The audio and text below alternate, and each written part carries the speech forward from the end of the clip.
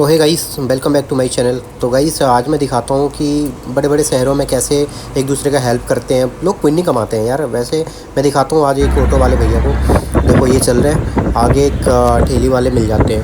मतलब वो रोड की ऊंचाई के कारण ना वो चल नहीं पाते ठीक से। तो देखो लोग ऐसे हेल्प करते हैं। बहुत सारे लोगों को देखा है मैंने, बाइक वाले को भी देखा है। यहाँ ऐसे करते हुए बहुत सारे दिख जाते हैं। ये देखो, आप देख सकते हो कि कैसे ये धक्का मार रहे हैं अपने पैरों से ताकि वो थोड़ा चल सके। मतलब काफ़ी ये चढ़ाई है ना रोड की, यहाँ पे देखना ये चढ़ाई है रोड की। अब यहाँ जहाँ तक ये जा सकते हैं वहाँ तक लेके जाएंगे, जब तक कि स्लोप ना मिल जाए, बिल्कुल ढलान ना मिल जाए रोड पे। वैसे मैंने कई लोगों को देखा है ऐसा, सिर्फ ऑटो वाले ही नहीं, बाइक वाले भी करते हैं, और बाइक वाले तो और भी ज़्यादा करते हैं। तो गाइस, अब